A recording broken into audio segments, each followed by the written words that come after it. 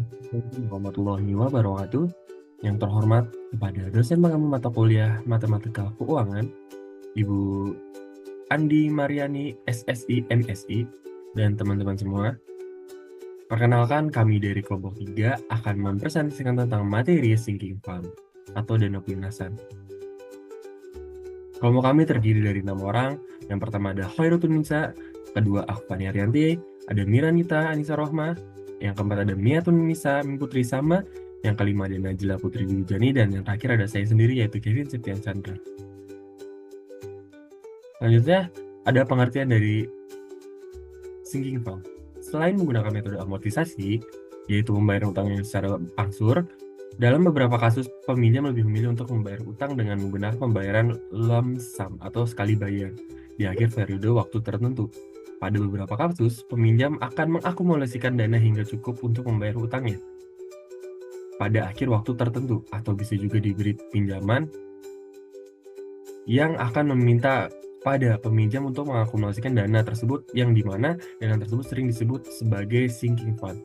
Sederhananya, sinking fund adalah dana khusus yang disisihkan untuk keperluan di masa depan. Sinking fund bisa digunakan untuk mendanai semua kebutuhan dan apapun bentuknya, mulai dari renovasi rumah, membayar hutang, membeli mobil baru, bekal untuk liburan, hingga membiayai tagihan medis yang jumlahnya sangat besar. Tujuan dari sinking fund adalah untuk mencegah kita mengambil atau mengurangi dana darurat yang kita miliki, sehingga dana darurat bisa digunakan untuk keperluan lain yang lebih mendesak nantinya. Sinking fund juga diterapkan di mana saja, baik untuk keuangan pribadi maupun keuangan perusahaan. Ada kaitan dari sinking fund dan amortisasi. Biasanya peminjam diharuskan membayar bunga atas seluruh jumlah pinjaman secara berkala selama jangka waktu pinjaman. Bunga semacam itu terkadang biasanya disebut service atau layanan atas pinjaman. Dengan demikian, jumlah pinjaman tetap konstan karena saldo dana pelunasan atau sinking fund pada titik manapun dapat diterapkan terhadap pinjaman. Jumlah pinjaman bersih sama dengan jumlah pinjaman awal dikurangi nilai akumulasi dana pelunasan. Konsep ini sama dengan metode dana pelunasan yang dilakukan pada saldo pinjaman, yang telah dibahas sebelumnya di metode amortisasi. Hal ini menunjukkan bahwa jika tingkat bunga yang dibayarkan atas pinjaman sama dengan tingkat bunga yang diperoleh dari dana pelunasan, maka metode dana pelunasan sinking fund sama dengan metode amortisasi. Selanjutnya akan dijelaskan oleh teman saya, yaitu Khairutul Nisa. Baik, selanjutnya kaitan sinking fund dan amortisasi. Dasar-dasar anuitas dengan formula 1/ANI sama dengan 1/SNI plus I, di mana 1/ANI adalah jumlah pembayaran yang diperlukan untuk melunasi pinjaman menggunakan metode amortisasi. Sedangkan 1/SNI adalah deposit dana pelunasan berkala atau sinking fund yang diperlukan untuk mengakumulasikan jumlah pinjaman di akhir periode N. Suku bunga I merupakan bunga yang dibayarkan atas pinjaman setiap periode. Dari sini dapat disimpulkan bahwa kedua metode tersebut ekivalen. Kesamaan antara metode amortisasi dan sinking fund dapat dijelaskan dari sudut pandang alternatif. Jika jumlah pinjaman sebesar AN dilunasi dengan angsuran sebesar 1 unit di akhir setiap periode N, maka bunga tiap periode dapat dalam metode amortisasi adalah IAN. Sementara itu, sinking fund menerima jumlah sebesar 1 dikurang IAN yang akan diakumulasikan hingga akhir periode, sehingga diperoleh 1 dikurang IAN dikali SNI sama dengan Pi pangkat N SNI sama dengan ANI. Jumlah tersebut sama dengan jumlah pinjaman awal. Selanjutnya, contoh perhitungan bunga dan akumulasi sinking fund. Sekilas kedua metode terlihat tidak sama karena bunga yang dibayarkan pada metode amortisasi menurun setiap periode sesuai dengan pola 1 dikurang Pi pangkat T. Namun, setiap periode dalam metode sinking fund memperoleh bunga yang menutupi kerugian yang tampak, sehingga jumlah bunga bersih menjadi sama untuk kedua metode. Sebagai contoh, bunga pada periode KN mengikuti formula IA N dikurang T plus 1 sama dengan 1 dikurang Pi pangkat N dikurang T plus 1, Dengan demikian, bunga bersih dalam metode dana pelunasan diperoleh dengan mengurangi bunga amortisasi dengan bunga yang diperoleh dari dana sinking fund. Jumlah dana pelunasan yang terakumulasi di akhir periode T dikurang 1 adalah 1 dikurang IAN dikali SNI. Oleh karena itu, jumlah bunga bersih dalam metode dana pelunasan pada periode T itu sebesar 1 dikurang Pi pangkat N dikurang T plus 1. Oleh karena itu, jumlah bunga bersih dalam metode sinking fund sama dengan jumlah bunga pada metode amortisasi, jika tingkat bunga pinjaman sama dengan tingkat bunga yang diperoleh dalam sinking fund. Kesamaan dari dua metode ini dapat terlihat pada jadwal dana pelunasan. Selanjutnya akan dijelaskan oleh rekan saya, Pania. Sebagai contoh, misalkan terdapat utang sebesar $1.000 yang akan dibayar dengan pembayaran tahunan sebanyak 4 kali pada tingkat bunga efektif sebesar 8%. Misalkan, deposito dana pelunasan dinotasi dengan D, maka diperoleh D sama dengan 1000 per S pangkat 1/4 dikali 0,08 sama dengan 1000 per 4,50611 sama dengan 221,92. Pada tahun ke-1, di mana pembayaran pertama kali dilakukan, diperoleh bunga yang dibayarkan sebesar I1 sama dengan I dikali B0 sama dengan 0,08 dikali 1000 sama dengan 80,00. Deposito dana pelunasan pada pembayaran pertama sebesar P1 sama dengan R dikurang I1 sama dengan 1000 dikurang 80,00 sama dengan 221,92. Dan bunga yang diperoleh pada tahun pertama belum ada sehingga nilainya 0. Oleh karena itu, akumulasi dana dalam sinking fund adalah sebesar 221,92 ditambah 0 sama dengan 221,92. Dan sisa saldo terutang atau sisa pinjaman di akhir tahun pertama adalah B1 dikurang B0 dikurang P1 sama dengan 1000 dikurang 221,92 sama dengan 778,08.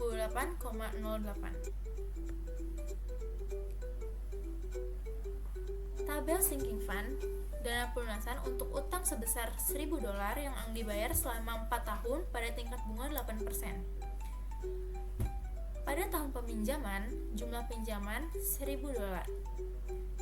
Tahun pertama, bunga yang dibayarkan 80,00, deposito dana pelunasan 221,92, bunga yang diperoleh dalam dana pelunasan 0, dana sinking fund dana pelunasan 221,92. Jumlah pinjamannya 778,08. Tahun kedua, bunga yang dibayarkan 80,00, deposito dana pelunasannya 221,92, bunga yang diperoleh dalam dana pelunasannya 17,75, dana dalam sinking fund dana pelunasan 461,59, jumlah pinjaman 538,41. Pada tahun ketiga, bunga yang dibayarkan 81,00, deposito dana pelunasan 221,92, bunga yang diperoleh dalam dana pelunasan 36,93, dana dalam sinking fund dana pelunasan 720,44, jumlah pinjamannya 279,56. Pada tahun keempat, bunga yang dibayarkan 80,00, deposito dana pelunasan 221,92, bunga yang diperoleh dalam dana pelunasan 57,69, dana dalam sinking fund dana pelunasan 1000, maka jumlah pinjamannya 0. Sehingga diperoleh dari tabel sinking fund seperti pada gambar 1, di tahun kedua jumlah bunga yang dibayar akan tetap sama karena besarnya konstan. Begitu juga dengan jumlah deposito dalam dana pelunasan. Adapun jumlah bunga yang diperoleh dalam dana pelunasan sebesar 8/100 dikali 221,92 sama dengan 17,75. Sehingga dana dalam sinking fund di periode kedua sama dengan dana dalam sinking fund di periode sebelumnya ditambah deposito dan dana pelunasan di tahun kedua ditambah bunga yang diperoleh dalam dana pelunasan di tahun kedua sama dengan 221,92 ditambah 221,92 ditambah 17,75 sama dengan 461,59 dan dana jumlah pinjaman menjadi 1.000 dikurang 461,59 sama dengan 538,41. Cara yang sama berlaku untuk periode ketiga dan keempat, sehingga nantinya jumlah pinjaman menjadi 0. Selanjutnya akan dilanjutkan dengan rekan saya. Selanjutnya, saya Meatunisa akan menjelaskan tentang hubungan antara tabel amortisasi dan tabel sinking fund. Yang pertama, total pembayaran pada metode dana pelunasan sinking fund, yaitu jumlah bunga pinjaman ditambah dengan deposito sinking fund, sama dengan pembayaran pada metode amortisasi. Yang kedua, jumlah bunga bersih pada metode sinking fund, yaitu jumlah bunga pinjaman dikurangi dengan bunga yang diperoleh dalam dana pelunasan, sama dengan bunga yang dibayarkan pada metode amortisasi. Yang ketiga, yaitu kenaikan tahunan dalam metode sinking fund, yaitu deposito sinking fund ditambah bunga yang diperoleh dalam sinking fund, sama dengan pokok hutang yang dibayarkan pada metode amortisasi. Yang keempat, yaitu jumlah pinjaman bersih pada metode sinking fund, yaitu jumlah pinjaman awal dikurangi jumlah dana dalam sinking fund sama dengan sisa saldo terutang pada metode amortisasi. Selanjutnya, yaitu perbandingan metode amortisasi dan sinking fund. Metode amortisasi yaitu pembayaran dilakukan secara berkala yang mencakup bunga dan pokok hutang. Setiap pembayaran mengurangi saldo pinjaman pokok dan pembayaran bersifat konsisten selama masa pinjaman. Lalu metode sinking fund yaitu pembayaran hanya mencangkup bunga pinjaman, sementara pokok hutang dibayar dengan mengumpulkan dana di rekening sinking fund. Saldo di sinking fund digunakan untuk melunasi pokok hutang pada akhir periode. Meskipun keduanya berbeda dalam pengelolaan pembayaran, kedua metode ini dapat menghasilkan jumlah total pembayaran sama jika dilihat secara keseluruhan selama jangka waktu pinjaman. Selanjutnya akan disampaikan oleh Miranita. Selanjutnya, saya Miranita Anissa Rohma akan menjelaskan contoh soal. Contoh soal yang pertama yaitu Lia mengambil pinjaman sebesar $10.000 yang harus dibayar kembali dengan metode sinking fund. Jangka waktu pinjaman adalah 10 tahun dan bunga akan dibayarkan setiap tahun pada suku bunga efektif tahunan sebesar 6%. Rekening dan pelunasan memperoleh bunga efektif tahunan sebesar 3%. Dari soal kita dapat ketahui pertanyaannya yaitu berapa bunga yang harus dibayar Lia setiap tahun dan berapa jumlah yang harus disimpan Lia di sinking fund setiap tahun agar pinjaman lunas dalam 10 tahun. Solusinya, pertama kita ketahui dulu pinjaman awal dinotasikan dengan P yaitu sebesar $10.000, jangka waktu pelunasan dinotasikan dengan N selama 10 tahun, suku bunga tahunan pinjaman atau I1 yaitu sebesar 6% atau 0,06 dan tingkat bunga sinking fund I2 sebesar 3% atau 0,03. Pertama, bunga yang dibayarkan Lia di akhir setiap tahun sebesar $600 dapat dihitung dari rumus bunga tahunan sama dengan I1 dikali P, I1-nya 6% dikali P-nya itu $10.000 sama dengan $600. Selanjutnya, present value atau nilai sekarang dari barisan bunga yang dibayarkan dihitung menggunakan tingkat bunga yang diperoleh dalam sinking fund adalah seperti ini rumusnya, 600 A43% ditambah 600 A64% V pangkat 4 sama dengan $5.024,8.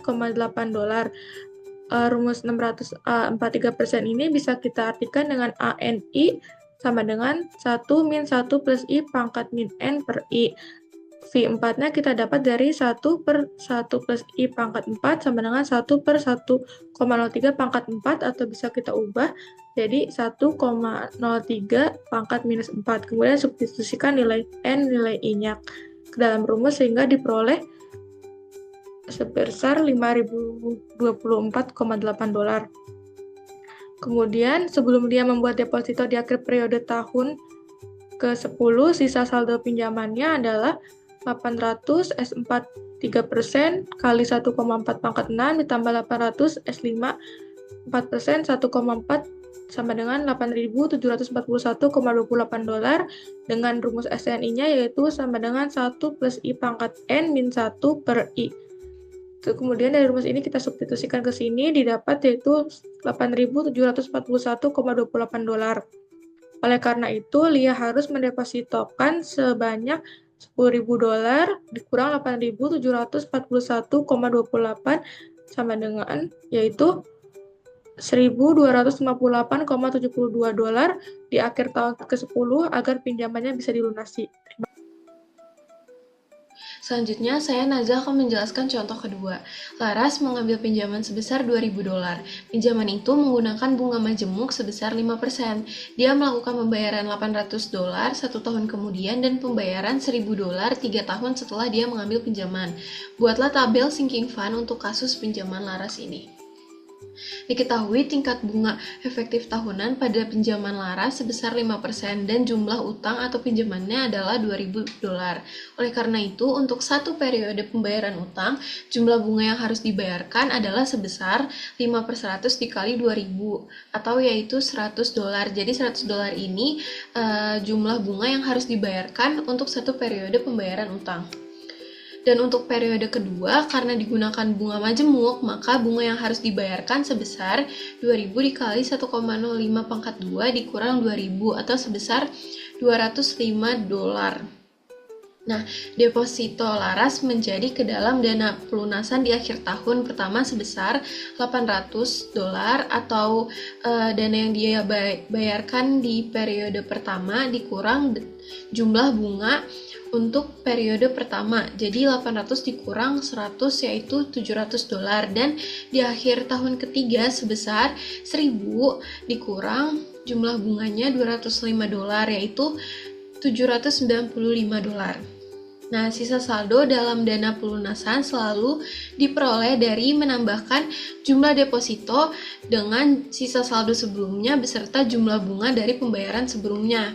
Jadi, di tahun pertama itu saldo dana Laras itu sebesar 0 ditambah 700 ditambah 0 yaitu sama dengan 700 dolar gitu. Dan untuk di tahun ketiga berarti 700 dolar ditambah 795 dolar ditambah 35,44 dolar sehingga diperoleh dana dalam sinking fund-nya itu 1.530,44 dolar. Itu untuk tahun ketiga. Sehingga sisa saldo terhutang menjadi 2.000 dolar dikurang 1.530,44 dolar, sehingga saldo terhutangnya menjadi 469,56 dolar. Sekian dari kelompok 3, kurang lebihnya mohon maaf. Wassalamualaikum warahmatullahi wabarakatuh.